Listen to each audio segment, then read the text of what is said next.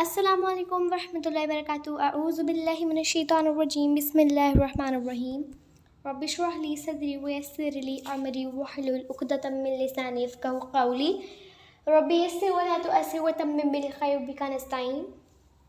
اچھے الفاظ آپ کے اچھے اخلاق کی گواہی دیتے ہیں اور اچھا اخلاق آپ کے والدین کی اچھی تربیت کا آئینہ دار ہے۔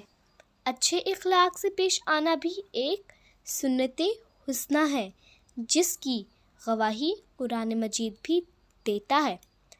بے شک آپ صلی اللہ علیہ وآلہ وسلم تو بڑے ہی خوش اخلاق ہیں۔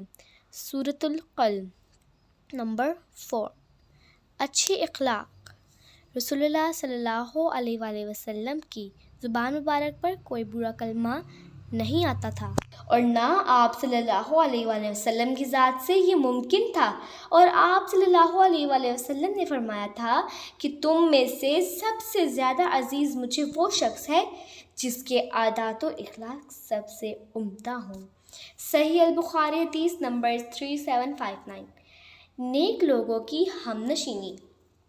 اللہ تعالیٰ قرآن مجید میں فرماتے ہیں، یا ایھا الذین آمنوا اتقوا اللہ وکونوا مع الصادقین، اے ایمان والو اللہ تعالیٰ سے ڈرو اور سچوں کے ساتھ رہو۔ نبی کریم صلی اللہ علیہ وآلہ وسلم کا ارشاد ہے کہ آدمی انہی لوگوں کے ساتھ ہوگا جن سے وہ محبت کرتا ہے۔ البخاری جلد 2 صفحہ 911۔ معاشرے کے بناؤ اور بگاڑ میں اچھے اور برے لوگوں کی صحبت اور ہم نشینی کو بڑا دخل ہے۔ فارسی کا مشہور شعر ہے، صحبت سوالہ ترا سوالہ کند، صحبت تولا ترا تولا کند۔ اچھی صحبت تجھے نیک اور بری صحبت تجھے برا بنا دے گی۔ اردو مثل مشہور ہے کہ خربوزے کو دیکھ کر خربوزہ رنگ پکڑتا ہے، اور انگریزی بھی یہی کہتے ہیں کہ A man is known by the company he keeps۔ آج کل اہل تقویٰ اور پرہیزگار لوگوں کے مجلسوں اور صحبتوں میں نہ بیٹھنے کی وجہ سے اور ان سے بے رغبتی کی وجہ سے کامل اور حقیقی دین جو قلب جگر میں ہو بہت کم لوگوں کو نصیب ہے۔ اللہ سبحانہ تعالیٰ اور اہل اصلاح و فلاح کی صحبت میں بیٹھ کر آدمی انسانیت سیکھتا ہے، دوسروں کے ساتھ محبت و ہمدردی اور خیر خواہی کی تعلیم ملتی ہے۔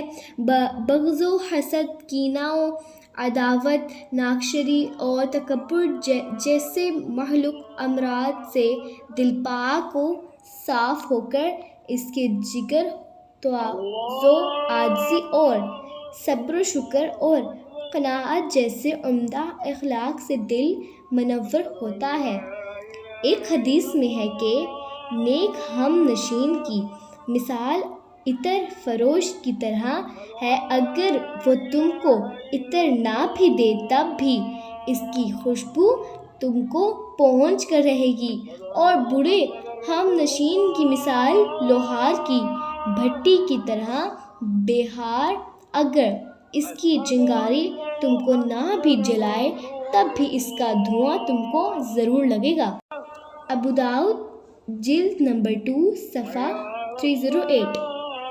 ہر زمانے کو نیک وہ ہے جو حرام و ناجائز کاموں سے بچتا ہے، دیانت دار، سچا اور پرہیزگار ہو، آخرت کی طرف راغب ہو، شریعت کا پابند ہو اور متبع سنت ہو۔